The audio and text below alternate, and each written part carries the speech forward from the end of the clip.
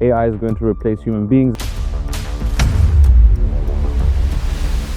What exactly is the purpose of AI? Why do we use it?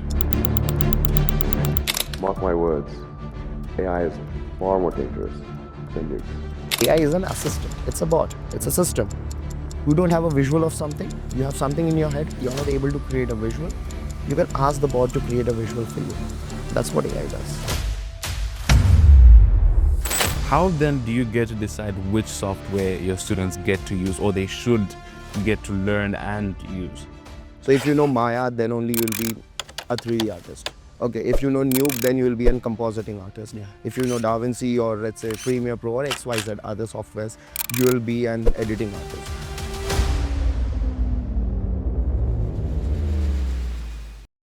Welcome to another episode of Meet the Leader. And today we have with us a very notable figure in the world of design in the person of Mr. Sheshadri Ayenagar, who is the founder of Lumina Inc. and also a visiting assistant professor at Parul University. Thank you so much for joining us today, sir. It's a pleasure. Sir, I'm a person that is actually very fascinated by the world of design because I feel like you people have a very alien way of looking at the world and how it works. So my first question for you would be, why design? Okay. For me, I've never chose design. It just came over time. So I actually wanted to get into genetic engineering and all those kind of fancy stuffs. But yeah, it was, I actually started with some technical knowledge and all, with some institutions, just started like that. But I got a chance to work with certain industry from my first year itself. So that drove me from the technical part to designing. Okay. So now it has been 17 years I've been doing the same thing. And in those 70 years, you've achieved quite a lot of notable things because, I mean, from designing things like Geo Health Plus, etc.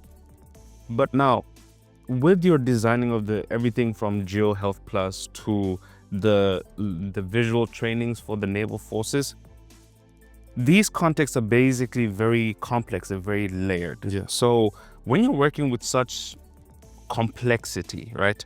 What's your starting point for turning all of this into something that people can easily get to understand in a few frames or a few interactions? See, the first and the foremost thing would be researching about anything. Okay, you can't just sit on a table and just start working on anything that gets on your plate. Basically, how it works, firstly, you need to have this, that your foundation should be pretty strong.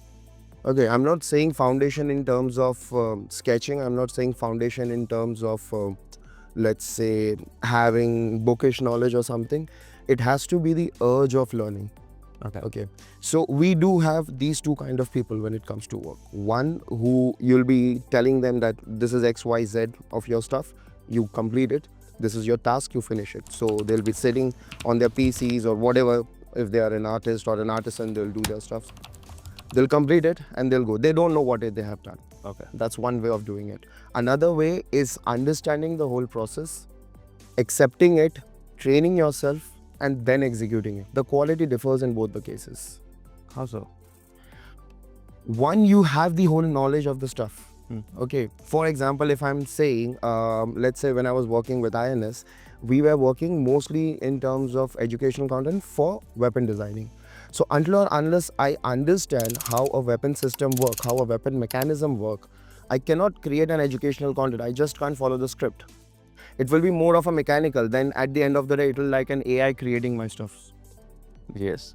Right. Yeah. I think we kind of like agree on that particular point because I feel like in a lot of education content, there's now a tendency of kind of like creating everything verbatim and having very little room for creativity. And it's like, okay, the whole reason you have this particular set of knowledge now is because someone created it and it has been refined over time. And now you have a complete set of evolved information. True. So now I feel like in education, there's this kind of like roadblock that is presenting itself. And now we have or at least now I'm actually noticing that there are people who are kind of like noticing that there's a roadblock coming up. And you, as a visiting assistant professor at Parul University, how exactly do you engage with your students, especially in regards to this particular roadblock of trying to understand and just following the script? Okay. So first of all, this is something which cannot be done in, like, it's not an overnight job. That's one. You cannot engage all the students at the same point of time. Like when I'm talking about design has got different departments into it, right? So every single set of department has got certain different practices. Fine. So when I'm talking about hardcore design oriented section like communication design or product or let's say interaction or any these kind of design sectors, the foundation over there is a slight different. But when it comes to animation and those things where we use more of technical things, it might be film, television and these kind of stuff. So at that point, the students, what I have faced basically, not just with Parul, with any kind of section where very specific about animation industry, is that the mindset is very precise with your animation means either movies or games. Okay, yeah. Fine. Or on an extreme case of web series. Fair enough. Whereas it's just, let's say, 5% of the industry. Okay, you have a lot of scope for it. That's one. Okay. Firstly, refining the students about what exactly your industry stands for. Where do you stand in place of the industry? What are you learning? What are the execution? Secondly, animation has got a lot of softwares and technical skills into it. Okay. Getting them out of that whole technical environment, that if you know, for example, if you know Maya only, that's the place where firstly this job oriented mindset. Okay, so if you know Maya, then only you will be a 3D artist. Okay, if you know Nuke, then you will be a compositing artist. Yeah. If you know DaVinci or let's say Premiere Pro or XYZ other softwares, you will be an editing artist. So making them understand what exactly editing is about, what exactly CGI is, what exactly 3D is, and then implementing the softwares with it. Anyways, if you're working with a software or any technical stuff for a year or something, you are good with it. You become a pro with time. Okay, it's all about the understanding. So exercises are done in such manner where they have the thinking process included more than the softwares. Then they come to the execution part of it. Okay. So we are presently stuck in a world where different software toolkits are basically kind of like coming up every single month. True. Right? But now, because of this explosion of now different softwares coming up, how then do you get to decide which software your students get to use or they should get to learn and use? Okay. What exactly, like, I'm just asking you this, what exactly do you mean by industry standards? Well, I mean, everybody kind of like looks towards a certain company and figuring out what they do, what they require, and then just And that. what are the specific requirement, why we call it as industry standard? Well, I think this is because that's the mainstream thing to use at that particular point in time. Stability, commercial. These are the two things. Okay, I'll give you an example. Blender being an amazing 3D application, every single person use it once or the other time. Yeah. From school students till, let's say, VFX experts, everyone use it. Okay. Industry uses it really at a minimal pace. Reason? The stability and the commercial.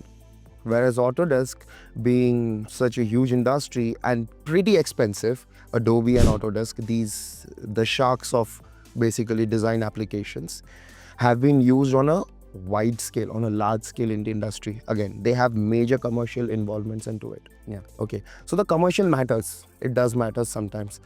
And how stable is your application? Now, Blender being a CGI and open source application, the stability might lag. There are technical reasons behind it. Okay. So choosing software for me, and what basically I teach the students, or let's say discuss or anything over there, is what you want to achieve.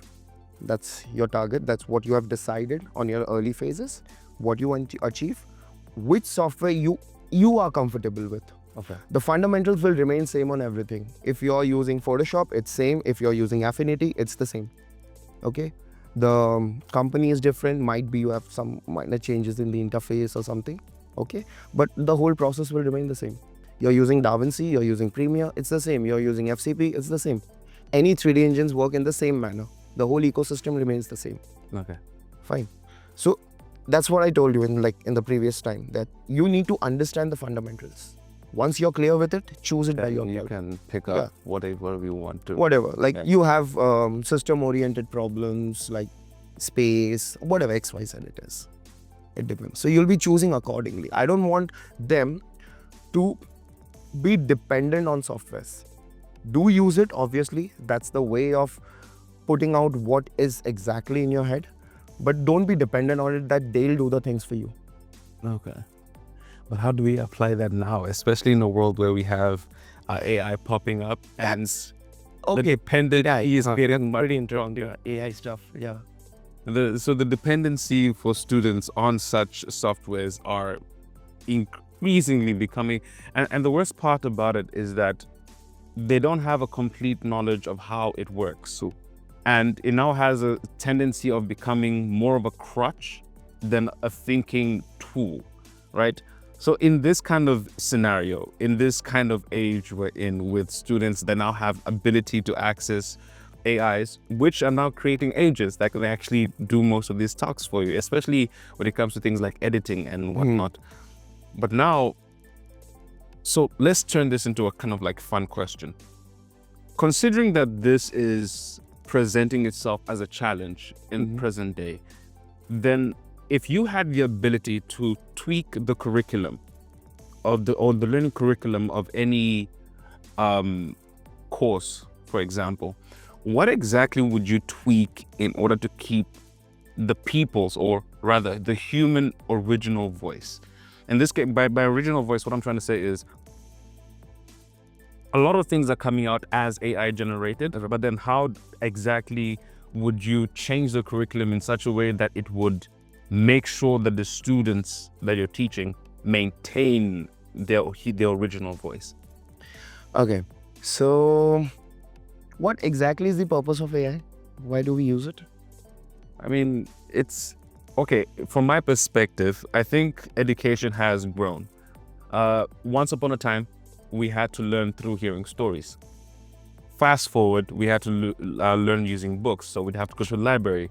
Then Google came up, which kind of like reduced the time. And now AI has come up, which is for me a more advanced version of Google that can actually find the information for you that you're actually particularly looking for. So at the end of the day, I feel like AI is technically designed to help us complete certain tasks that we find mundane. That's it.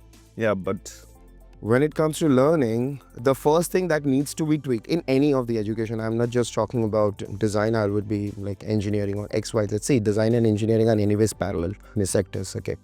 So you need to change the foundation system of things. I would rather suggest integrate AI into it, firstly. And not integrate AI means you're opening up ChatGPT or any open AI system and creating a script, right? Just telling the AI, just write a script for me. Okay, not that thing. What exactly an assistant does. okay, yeah. Okay, AI is an assistant. It's a bot. It's a system. Okay. Make them understand what exactly for like whatever you want to create. It's just used to give you an idea. You don't have a visual of something. You have something in your head. You're not able to create a visual. You can ask the bot to create a visual for you. That's what AI does. Yeah. Make them understand these things. I won't expect them to know these things from a prior knowledge, because only people who are working into AI systems, into AI generations, whether it may be, let's say, generative AI, responsible AI, or any kind of LLM systems, those who are working, they know this whole thing. But when it comes to students or any layman, you need to understand the customer experience also. They are not the customer. Okay. Yeah, They are the that's user. true, yeah. Okay. So they have to behave like a user. Right? Yeah. Teach them to behave like a user and not a customer. Okay. I think that's going to be the tagline for this particular episode, because yes, I mean, I think recently MIT US had released a report, something about AI is basically training humans not to think, right? So I think that's why this should technically be the tagline of this particular session, because yes, learn to be the user and not the, because at the end of the day, a lot of people have been saying things like AI is going to replace human beings and whatnot. I'm like, I don't think that's accurate, because at the end of the day, it's not replacing humans. It's just going to replace those that do not know how to take advantage of it. Because at the end of the day, every single field across the board has evolved from one area to another area. And every single time, someone will always say, yes, it's about, like, if we, for example, we used to have painters who would manually paint your face. True.